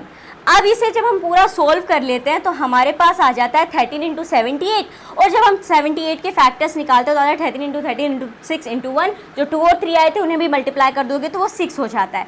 It means the given number has 2, 3, 13 and 1 as its factor. जो नंबर है उसके फैक्टर्स क्या क्या हैं, 2, 3 और 13। Therefore it is a composite number. इसलिए जो दिया गया नंबर है वो कंपोजिट नंबर है, क्योंकि उसके 2 से ज़्यादा फैक्टर आ गए। जो नेक्स्ट नंबर है दैट इज 7 × 6 × 5 × 4 × 3 × 2 × 1 +5। अगर हम यहाँ पे 5 को कॉमन ले लेते हैं तो ये हो जाएगा 5 × 7 × 6 × 4 × 3 × 2 × 1 +1। अब जब हम इसे सॉल्व करते हैं तो हमें मिलता है 5 × 1008 + 1, जिससे हम ये हो जाएगा 1009 × 1। इसका मतलब ये है कि 1009 can not be factorise further. 1009 को अब हम और ज़्यादा फैक्टर नहीं कर सकते because it's a prime number. तो इसका मतलब ये है कि 5, 1009 और 1 जो है वो क्या हो गए, वो यहाँ पे फैक्टर हो गए इस नंबर के। तो ये भी कंपोजिट नंबर है, क्योंकि 1 और इस नंबर के अलावा भी यहाँ पे उसके पास 5 एक एक्स्ट्रा फैक्टर है। तो इस तरीके से इस क्वेश्चन के आंसर को आप नोटबुक में लिखोगे। अब आते हैं अगले सवाल के ऊपर, दैट इज क्वेश्चन नंबर 7, जो कि एक्सरसाइज 1.1 का लास्ट क्वेश्चन है। That is there is a circular path around a sports field. Sonia takes 18 minutes to drive one round of the field while Ravi takes 12 minutes for the same. Suppose they both start at the same point and at the same time and go in the same direction. After how many minutes will they meet again at the starting point? ये क्या कह रहा है कि एक ना circular path है ऐसे, ठीक है। अब सोनिया जो है ना वो इस पूरे का चक्कर लगाने का टाइम कितना लेती है, 18 मिनट लेती है, यानी कि 18 मिनट्स लेती है। और रवि भी कितना टाइम लेता है, 12 मिनट लेता है। लेकिन दोनों की क्या चीज़ें सेम है, दोनों एक ही जगह से जा रहे हैं। मान लो यहाँ पे है तो दोनों यहाँ से जा रहे हैं, दोनों सेम डायरेक्शन में जा रहे हैं और दोनों सेम टाइम पर जा रहे हैं। अब हमें ये बताना है कि कितनी मिनट के बाद वो वापस यहाँ पे दोनों मिलेंगे, क्योंकि दोनों की जो स्पीड है उसमें अंतर है, क्योंकि एक तो ले रही है 18 मिनट्स और रवि ले रहा है 12 मिनट। तो हमें ये बताना है कि दोबारा इस पॉइंट पे वो कितने मिनट्स के बाद मिलेंगे। तो इसके लिए आपको क्या करना होगा, 18 और 12 का ले लेना होगा एलसीएम, और जो एलसीएम आएगा वही होगा इसका आंसर, यानी जो एलसीएम का नंबर आएगा ना उतने मिनट्स बाद ही ये यहाँ पे मिलेंगे। सो ये करके देखते हैं। 18 का सबसे पहले क्या करेंगे, फैक्टर्स निकाल लेते हैं। सो 2 9 ज़ा 18, 3 3 ज़ा 9 एंड 3 1 ज़ा 3। अब है 12, सो 12 के भी निकाल लेते हैं। सो 12, 2 6 ज़ा 12, 2 3 ज़ा 6 एंड 3 1 ज़ा 3। अब क्या करना है, इन्हें लिख लेते हैं। सो 18 के फैक्टर्स आए 2 × 3 × 3 एंड 12 के फैक्टर्स आए 2 × 2 × 3। अब क्या करना होगा, एलसीएम में हमें सारे फैक्टर्स लेने होते हैं लेकिन उनकी ग्रेटेस्ट पावर के साथ। तो यहाँ पे देखो 3 की हाईएस्ट पावर कितनी है, 3 स्क्वायर है ये, तो इसे हम ऐसे लिख सकते हैं 2 × 3 स्क्वायर। और इसे यहाँ पे 2 की कितनी है, 2 बार 2 आ रहा है तो हम इसे लिख सकते हैं 2 स्क्वायर × 3।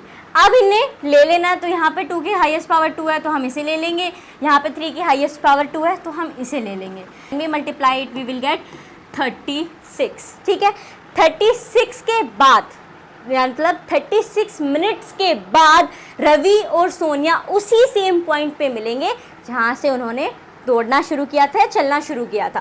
तो अब आप इसे कैसे लिखोगे, अपनी नोटबुक में कैसे लिखोगे कि 36 मिनट के बाद वो मिलने वाले हैं। तो उसके लिए आपको क्या करना होगा, सबसे पहले आपको लिखना होगा since both Sonia and Ravi move in the same direction, जैसा कि दोनों सोनिया और रवि सेम डायरेक्शन में गए हैं, सेम टाइम पे गए हैं, so the method to find the time when they will meet again at the starting point is LCM of 18 and 12। क्या है मेथड, क्या होगा कि भाई सेम डायरेक्शन में भागे, सेम टाइम पे भागे, तो हमें पता क्या करना है, एलसीएम निकाल लेना 18 और 12 का। 18 एंड 12 क्या है, वो जितनी मिनट्स लेते हैं एक पूरा सर्कल कंप्लीट करने के अंदर, तो therefore LCM of 18 and 12 is equal to what, 36. So hence Sonia and Ravi will meet again at the starting point after 36 minutes. यानी रवि और सोनिया 36 मिनट के बाद वापस उसी पॉइंट पे मिलेंगे जहां से उन्होंने शुरू किया था। तो ये थे एक्सरसाइज 1.1 के क्वेश्चंस। अब आते हैं हम थ्योरम 1.2 के ऊपर। थ्योरम 1.2 क्या कहती है, तो थ्योरम 1.2 कहती है let P be a prime number. क्या है कि P जो है ना उसे आप एक प्राइम नंबर मान लो, P is a prime number. If P divides A square then P divides A where A is a positive number. तो यहाँ पे A आया है, A क्या है, एक पॉजिटिव नंबर है, पॉजिटिव इंटीजर है। तो ये क्या कह रहा है, अगर P A के स्क्वायर को डिवाइड करता है, यानी अगर P A स्क्वायर को डिवाइड कर रहा है तो P A को भी डिवाइड करेगा।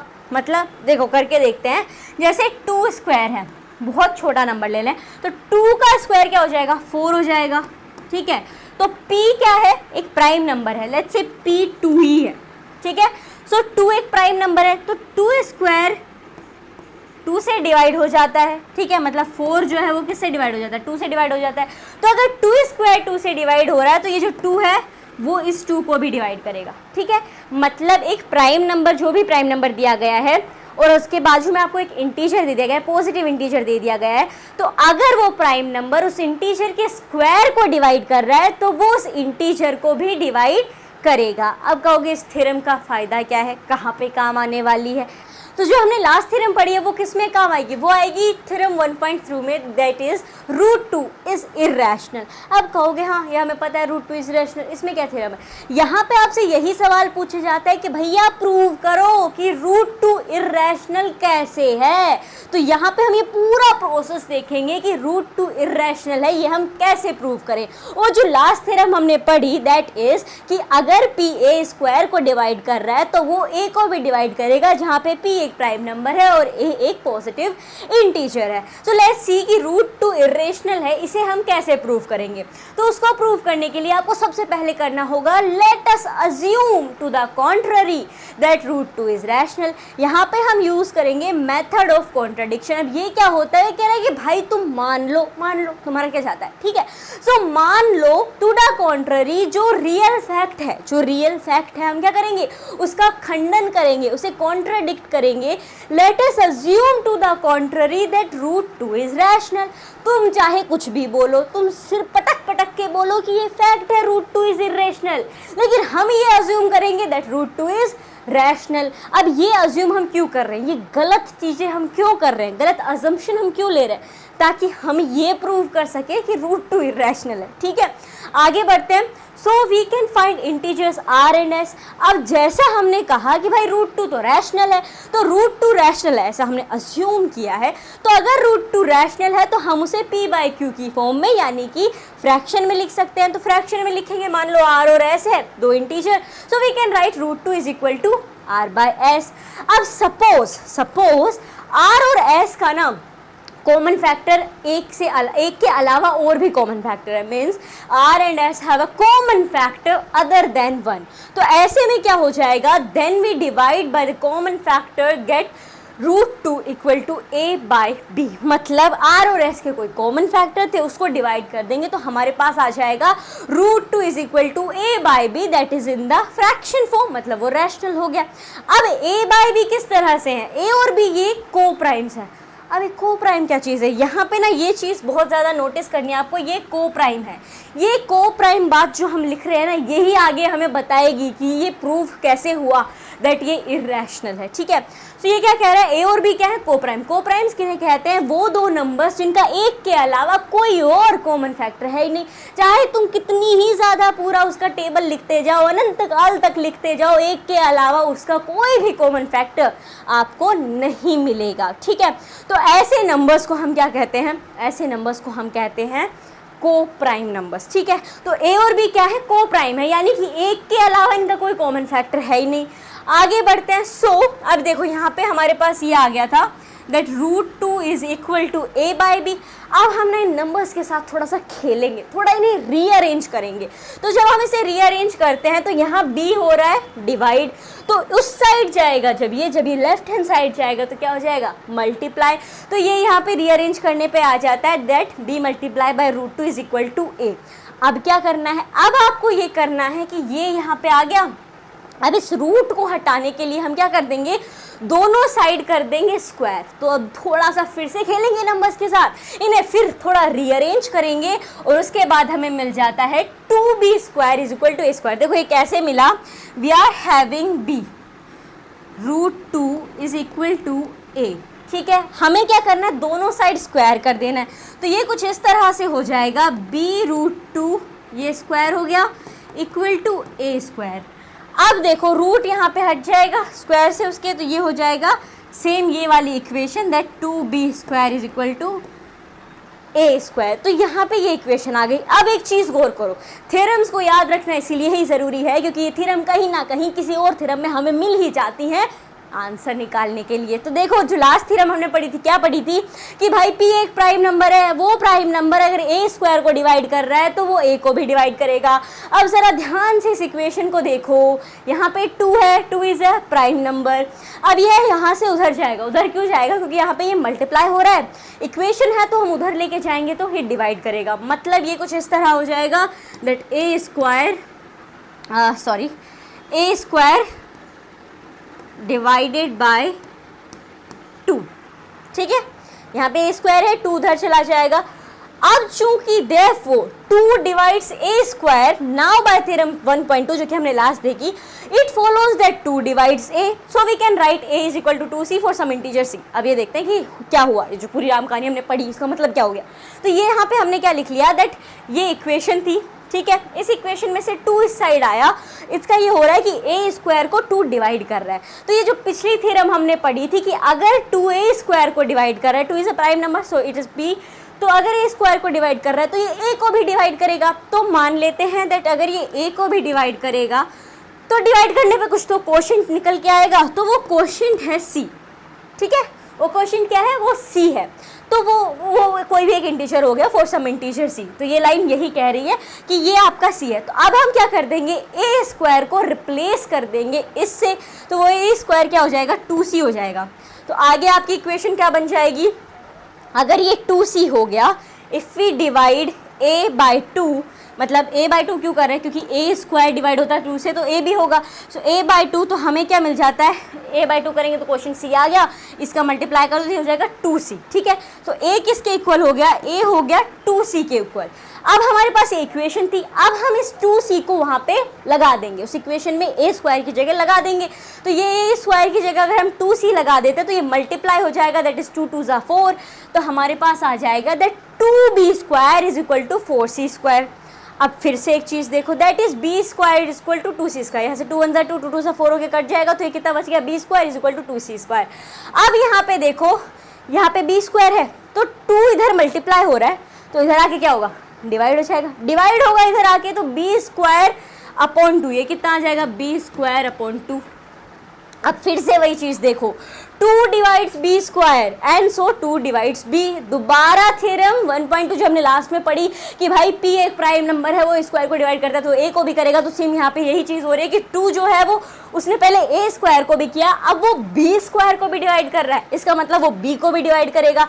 अब यहाँ से हमें क्या चीज़ पता चली कि ये जो 2 है ये भाई साहब दोनों को डिवाइड कर रहा है, मतलब a को भी कर रहा है और b को भी कर रहा है। पर याद करो हमने शुरू में क्या कहा था कि a और b तो को प्राइम है, a और b को प्राइम है। को प्राइम मतलब एक के अलावा उनका कोई कॉमन फैक्टर हो ही नहीं सकता। अब यहाँ तो 2 टपक आया है एज अ कॉमन फैक्टर, तो इसका मतलब क्या हो गया कि ये गलत है। अब ये गलत कैसे हुआ? This is contradict the fact that a and b have no common factor. ये किस फैक्ट को खंडन कर रहा है? इस वाले फैक्ट का। हमने क्या किया था कि ए और बी को प्राइम है, तो ये इस चीज़ को कॉन्ट्रडिक्ट कर रहा है क्योंकि यहाँ पे 2 भी ऐसा कॉमन फैक्टर आ गया है। So this contradiction has arise in because of our incorrect assumption.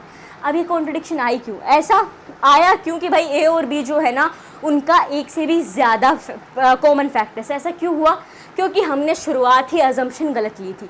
क्या अज्यूम किया था? √2 रैशनल है, जो कि हो ही नहीं सकता। फैक्ट क्या है? That √2 is irrational. तो चूंकि हमने शुरुआत में ही हमारी अजम्पशन गलत थी तो हम ये कंक्लूड कर सकते हैं दैट √2 इज इरैशनल। ठीक है, पूरी कहानी यही है। आपको ये ऊपर का नहीं करना वाइल सॉल्विंग द क्वेश्चंस। ये जो R और S की चीज़ दी गई है इसे नहीं करना। हम डायरेक्ट स्टार्ट करेंगे A बाई बी से। आपको रूट दे दिया, कोई भी नंबर √3 दे दिया मान लो, तो क्या करना है? It is equal to x by y या R बाई एस और A by b P by q, कोई भी वेरिएबल ले लो। ठीक है, हमें वहाँ से शुरू करना है, मतलब रैशनल फॉर्म के अंदर। और हमें ये अज्यूम करना है, मतलब अपने आप को ही बेवकूफ़ बनाना है ये कह के कि भाई तू मान ले, क्या जाता है तेरा, मान ले वो रैशनल नंबर है। और ये भी मान ले कि जो रैशनल नंबर में तूने x बाई फॉर्म लिखी है वो क्या है? को प्राइम से, मतलब उनका 1 के अलावा कोई फैक्टर कॉमन फैक्टर आने ही नहीं वाला है। लेकिन जब आगे आगे हम सोल्व करते जाएंगे, इधर से उधर इक्वेशन को घुमाते जाएंगे, थोड़ा रीअरेंज करते जाएंगे, तो पता चलेगा कि भाई तू सच में बेवकूफ़ बना रहा था खुद को, क्या कह के कि ये तो रैशनल है। फैक्ट क्या बोलता है कि ये इरैशनल है, तो हमें क्या करना था? वही प्रूव करना था। तो इस तरह से हम प्रूव करेंगे। कुछ इंपॉर्टेंट चीज़ें जो कि रैशनल और इरैशनल को लेके ज़रूरी, अगर आप जान लेंगे तो आपको आगे कंफ्यूजन नहीं होगा अगर उस तरह के कोई क्वेश्चंस आते हैं। तो पहली चीज़ ये है कि चाहे आप रैशनल नंबर और इरैशनल का सम कर लो या सब्ट्रैक्शन कर लो, या उन्हें जब आप रैशनल और इरैशनल नंबर को ऐड करोगे तो भी आंसर क्या आएगा? एक इरैशनल नंबर ही आएगा। और अगर आप रैशनल और इरैशनल नंबर को सब्ट्रैक्ट करोगे यानी माइनस करोगे तो भी आंसर इरैशनल ही आएगा। ये याद रखनी है चीज़ें। दूसरा पॉइंट क्या है? चाहे मल्टीप्लाई कर लो या डिवाइड कर लो, डिवाइड करोगे रैशनल और एक इरैशनल नंबर को तो भी आपके पास आंसर क्या आएगा? इरैशनल ही आएगा। और अगर आप मल्टीप्लिकेशन डिवीजन में कुछ भी करोगे तो इरैशनल आंसर आएगा अगर एक नॉन जीरो रैशनल नंबर है और एक इरैशनल नंबर है। तो यहाँ तक तो हो गई सारी थ्योरम्स। हमने जितनी भी चैप्टर में थ्योरम्स थी सब हमने यहाँ पे कवर कर ली। अब है ये जो थ्योरम हमने पढ़ी, पहली वाली ये कि P जो है वो A स्क्वायर को डिवाइड करेगा, A को भी करेगा, और दूसरी वाली ये कि प्रूव करके बताओ कि ये रूट जो भी आ जाए √2 √3 √5 ये सब क्या है? ये इरैशनल है, इसे प्रूव करो। अब इन्हीं के बेसिस पे आ जाती है आपकी एक्सरसाइज 1.2। सो एक्सरसाइज 1.2 को हम सॉल्व करेंगे। इसका पहला सवाल ये है, प्रूव दैट √5 इज इरैशनल। ये कह रहा है कि भाई प्रूव करके बताओ कि √5 इरैशनल है। तो सबसे पहले हमें क्या करना है? सबसे पहले हमें मेथड ऑफ कॉन्ट्रडिक्शन को यूज में लेना है। सो क्या करेंगे? लेट अस अज्यूम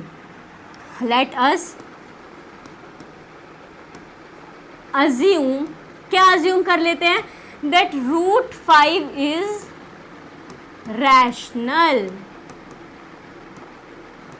तुम बोल रहे हो इरैशनल है, हम ही अज्यूम करेंगे, हमें मालूम है, चाहे हम गलती मान लें बट फिर भी हमें मालूम है कि √5 रैशनल है, ऐसा हम अज्यूम कर रहे हैं।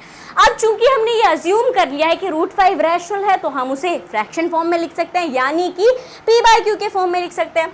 तो हम क्या करेंगे? √5 को हम लिख सकते हैं x बाई वाई। ठीक है, लिख सकते हैं। अब यहाँ पे x और y क्या है? x एंड y आर को प्राइम्स। ये क्या हो गए? को प्राइम्स हो गए, यानी कि इनका एक के अलावा कोई कॉमन फैक्टर मिलना ही नहीं है। अब आगे देखते हैं। अब इस इक्वेशन को हम थोड़ा सा रीअरेंज करते हैं, थोड़ा सा इधर उधर करेंगे वेरिएबल्स को, नंबर्स को। तो करके देखते हैं यहाँ पे y क्या हो रहा है? डिवाइड हो रहा है, तो उधर जाके क्या होगा? मल्टीप्लाई हो जाएगा। तो ये आ जाएगा y √5 इक्वल टू x। अब क्या करेंगे? अब हम करेंगे दोनों साइड स्क्वायर। सो स्क्वायरिंग बोथ साइड्स।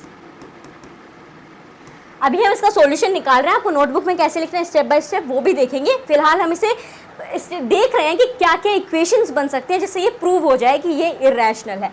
तो यहाँ पे क्या आ गया? y multiply by √5 is equal to x। अब दोनों साइड स्क्वायर कर देंगे तो ये क्या हो जाएगा?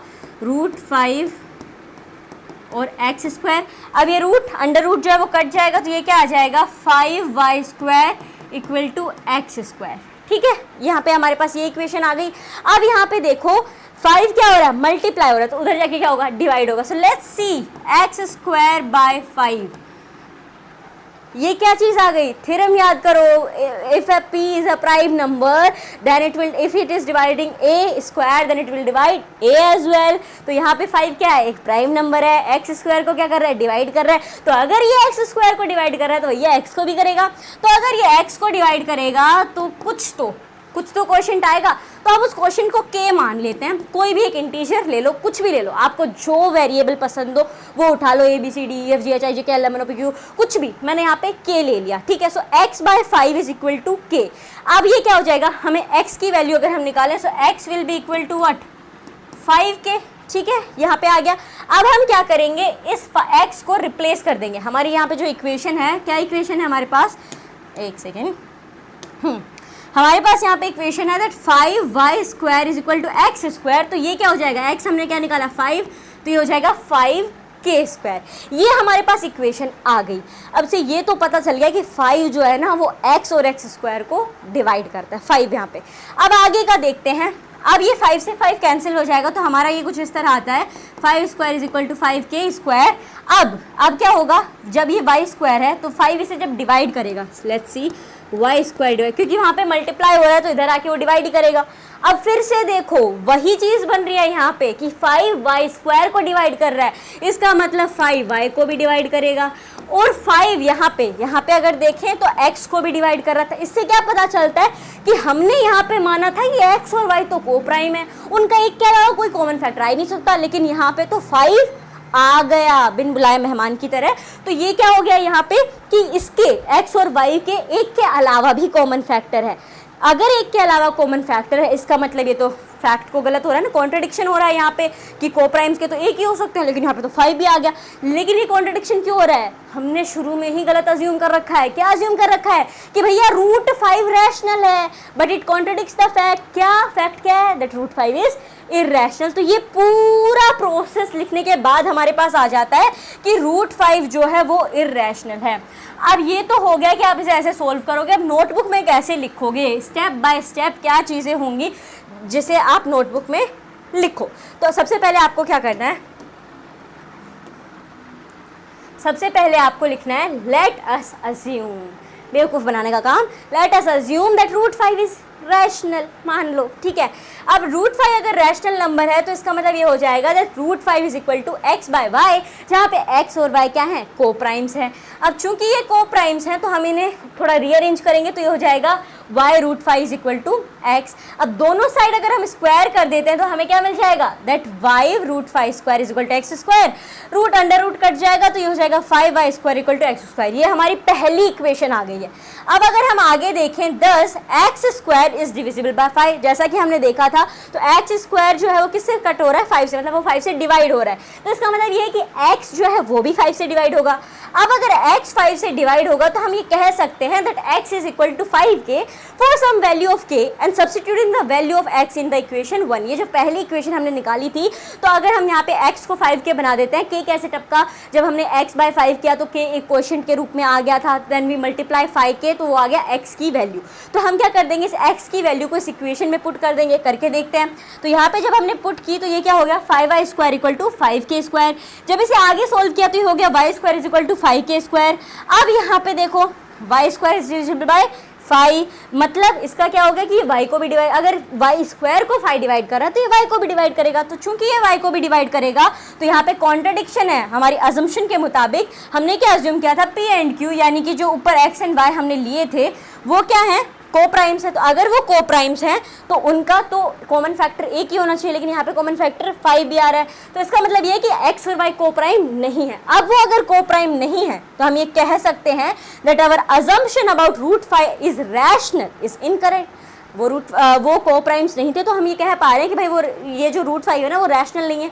अब वो रैशनल नहीं है तो इसका मतलब वो इरैशनल है, so root 5 is irrational number. तो इस तरह से इस पूरे प्रोसेस से आप अपनी नोटबुक में इस क्वेश्चन का आंसर लिखोगे। स्टेप बाय स्टेप, पहले अज्यूम करना है, फिर को प्राइम करना है, फिर दोनों साइड स्क्वायर करना है। स्क्वायर करने के बाद आपको पता चल जाएगा जो थ्योरम हमने पढ़ी थी उसके मुताबिक, और फिर आगे इक्वेशंस बनाते हुए लास्ट में अपनी अज्यूम की हुई चीज़ को गलत बता देना है, और ये हो जाएगा कि ये जो था इस तरह से हमने ये प्रूव कर दिया that it is irrational. Question number 2 देखते हैं।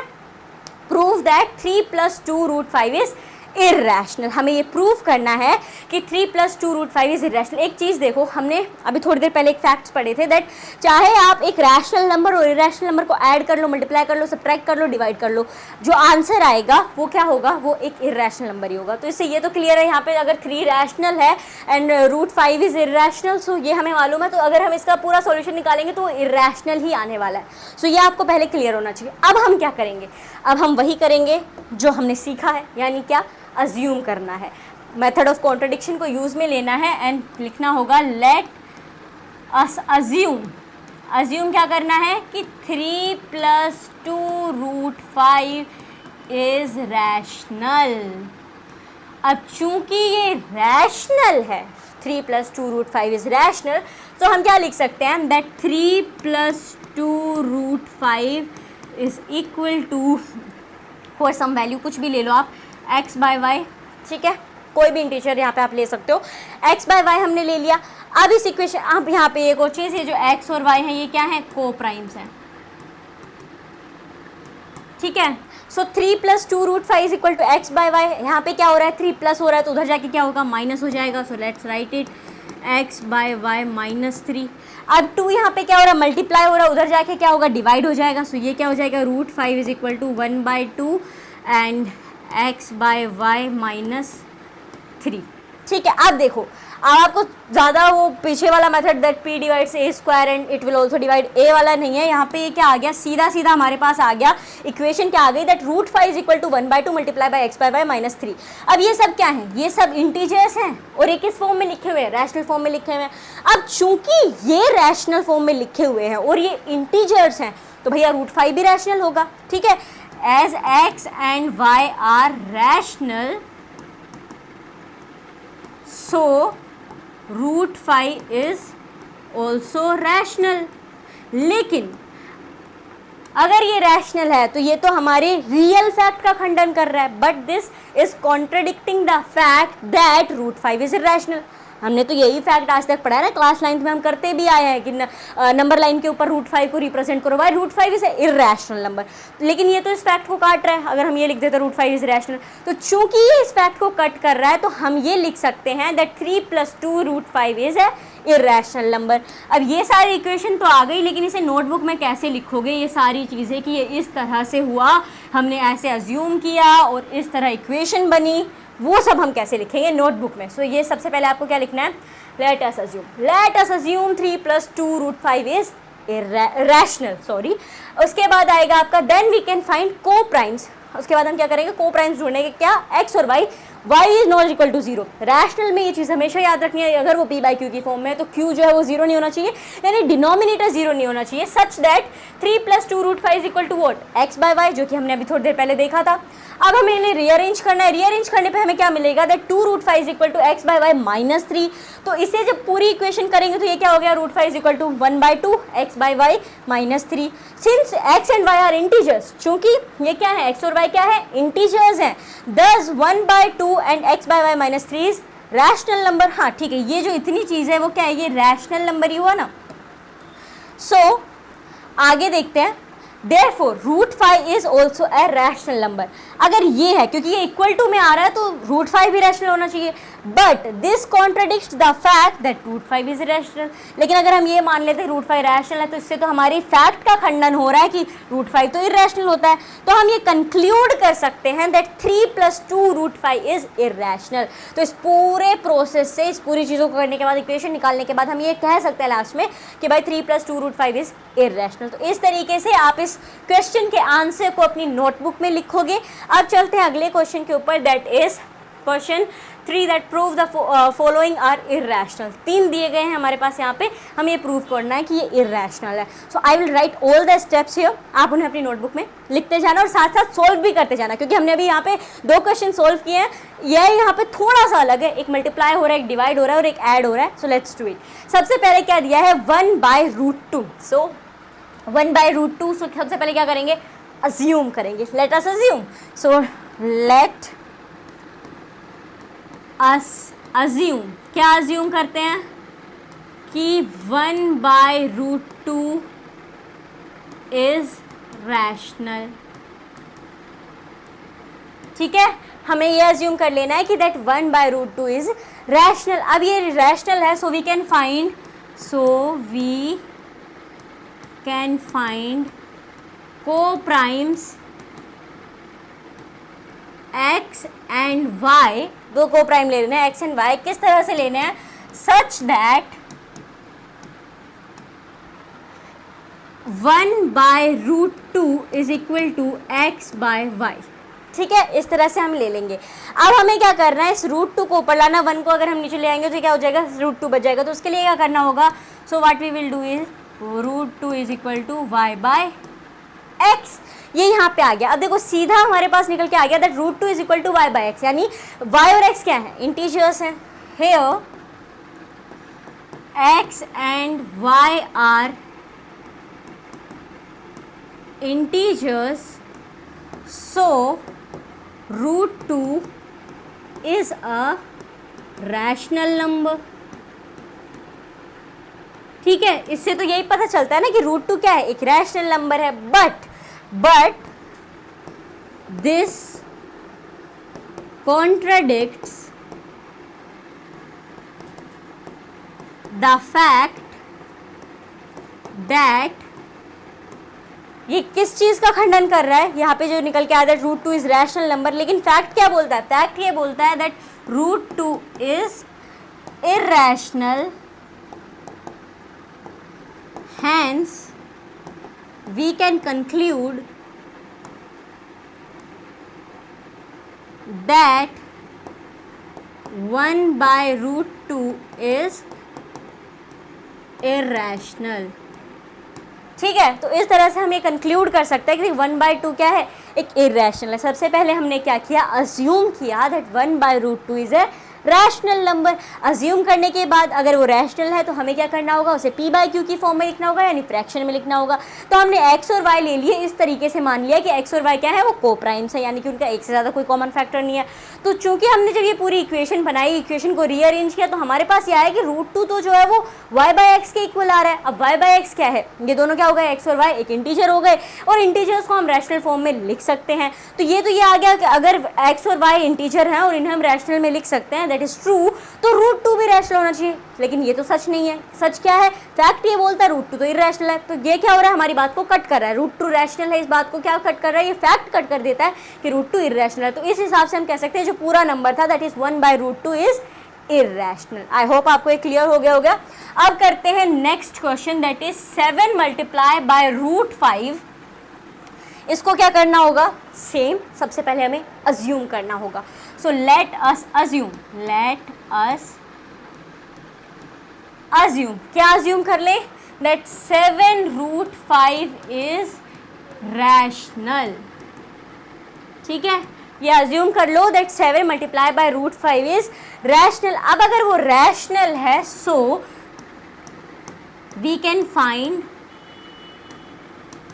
को-प्राइम्स किस हिसाब से, coprimes x and y such that 7√5 is equal to x/y। ठीक है, क्योंकि हमें इसे फ्रैक्शन की फॉर्म में लिखना होगा। अब क्या करेंगे, अब हमें क्या करना है, यहाँ पे 7 मल्टीप्लाई हो रहा है तो इस इक्वेशन को थोड़ा रीअरेंज करेंगे। तो लेट्स डू इट। यहाँ पे 7 मल्टीप्लाई हो रहा है तो वहाँ पे जाके डिवाइड हो जाएगा, तो ये हो जाएगा √5 इज इक्वल टू x/7y। ये लो, ये दोबारा से क्या आ गया, फ्रैक्शन में आ गया कि √5 जो है वो किसके इक्वल है, x/7y के। अब x और y क्या है, इंटीजर्स हैं। सो यहाँ पे हम लिख सकते हैं, so x and y are integers, then √5 is also a rational number। लेकिन अगर √5 रैशनल नंबर है तो ये तो खंडन हो गया किसका, फैक्ट का। It is contradicting the fact. Fact क्या बोलता है कि √5 तो इर्रेशनल है। समझो छोटी सी बात को, √5 इर्रेशनल है। तुम बार बार कहे जा रहे हो √5 रैशनल है, √5 रैशनल है, तो ये क्या कर रहा है, फैक्ट को कॉन्ट्राडिक्ट कर रहा है। तो हम क्या लिखेंगे, but this is contradicting the fact that √5 is irrational. So चूंकि ये फैक्ट को कॉन्ट्राडिक्ट कर रहा है तो हम ये कह सकते हैं so we can conclude that 7√5 is irrational. ठीक है, तो इस तरह से आपको करना होगा। ये मल्टीप्लिकेशन में था, सब कुछ वैसा ही है जैसे आपको इक्वेशंस को मैनेज करना है, उन्हें रीअरेंज करते टाइम ध्यान में रखना है, और बाकी चीज़ें बहुत ईजी है। तो अभी थर्ड वाले को भी कर लेते हैं, दैट इज 6 + √2। तो सबसे पहले क्या करेंगे, अज्यूम कर लेंगे। सो वही सारी चीज़ लिख दो, late us assume 6 + √2 is rational. तो अगर ये रैशनल है तो ये कैसे लिखा जाएगा, 6 + √2 is equal to x/y। X और y क्या है, को प्राइम्स हैं जिनका कि एक से ज़्यादा कोई कॉमन फैक्टर नहीं होना चाहिए अगर सही तरीके से देखें तो। उसके बाद आ जाता है इस इक्वेशन को रीअरेंज करना। तो यहाँ पे ये प्लस हो रहा है तो आगे ये क्या हो जाएगा, √2 इज इक्वल टू x/y - 6। अब ये फिर से वही आ गया that √2 is equal to x/y - 6। X और y क्या है, एक्स और y क्या इंटीजर्स हैं। अब x और y अगर इंटीजर्स हैं, x and y are integers, तो ये रैशनल में भी लिखे जाएंगे। तो इस हिसाब से √2 भी रैशनल हो गया, देन √2 इज ऑल्सो रैशनल। तो अगर √2 भी रैशनल हो गया, फिर वही बात, this is contradicting the fact. Fact क्या बोलता है, दैट √2 इज इर्रेशनल। सो हम ये कंक्लूड कर सकते हैं इस पूरी उससे, so we can conclude that क्या था इक्वेशन, 6 + √2 इज इर्रेशनल। प्रूफ करने में जैसे आपको इक्वेशंस को ध्यान में रखना होगा और जो थ्योरम हमने पढ़ी थी उसे ध्यान में रखना होगा, एंड इजीली आप ये प्रूव कर पाओगे कि जो दिया गया रूट है वो क्यों इर्रेशनल है। सो आज हमने क्या क्या कवर किया इस वीडियो के अंदर। इस वीडियो में हमने पहले कवर किया fundamental theorem of arithmetic. Fundamental theorem of arithmetic क्या कहते हैं कि हर कंपोजिट नंबर की एक अलग से हम प्रोडक्ट ऑफ प्राइम फैक्टर्स लिख सकते हैं, और हर फैक्टराइजेशन, हर नंबर की फैक्टराइजेशन यूनिक होती है। वो अलग बात है कि तुम नंबर को इधर से उधर कर दो, यानी कि 2 को 5 कर दो, 5 को 2 कर दो, लेकिन जो प्रोडक्ट आएगा वो सेम आएगा। दूसरा हमने क्या पढ़ा कि p अगर p एक प्राइम नंबर है और वो a² को डिवाइड कर रहा है तो वो a को भी डिवाइड करेगा, ठीक है, और a क्या है, एक पॉजिटिव इंटीजर है। ये थ्योरम हमें कहाँ पे काम आई, ये थ्योरम हमें प्रूव करने में बहुत ज़्यादा काम में आई जब हम प्रूव कर रहे थे क्या, third point, to prove that √2 √3 are irrational. तो आज के चैप्टर के जो मेन थे फंडामेंटल थ्योरम ऑफ अरिथमेटिक और प्रूव कैसे करते हैं इर्रेशनल्स को, ये हमने जाना। सारे एक्सरसाइज क्वेश्चंस हमने सॉल्व किए। मैथ्स की खासियत ये है कि आपको जितने ज़्यादा आप इसे प्रैक्टिस करोगे ना, उतना ज़्यादा अच्छे से आप इसे समझ पाओगे। तो इस चैप्टर को रिवाइज करते जाएंगे तो उतना ज़्यादा बेटर आप इसकी अंडरस्टैंडिंग ले पाएंगे। तो अगर आपको ये वीडियो अच्छा लगा, थोड़ा यूजफुल लगा कि हाँ बात तो सही थी, सारे कॉन्सेप्ट्स भी सही तरीके से क्लियर हुए थे और क्वेश्चन के आंसर्स भी हमें मिल गए, तो इस वीडियो को लाइक करें और अपने दोस्तों के साथ भी शेयर करो। अपना होमवर्क कर लिया, उनका भी होमवर्क करवाओ, उनके भी कॉन्सेप्ट्स क्लियर करवाओ, और ऐसे ही यूजफुल वीडियोस को देखने के लिए शिविका की पाठशाला को सब्सक्राइब करें, और आगे हम कोई वीडियो डालें उसका नोटिफिकेशन आपको फटाफट मिल जाए और आप फटाफट अपने कॉन्सेप्ट्स को क्लियर कर लो। रटो नहीं समझो, तो उसके लिए बेल आइकन पर जरूर क्लिक करें। मिलते हैं एक नई वीडियो के साथ, धन्यवाद।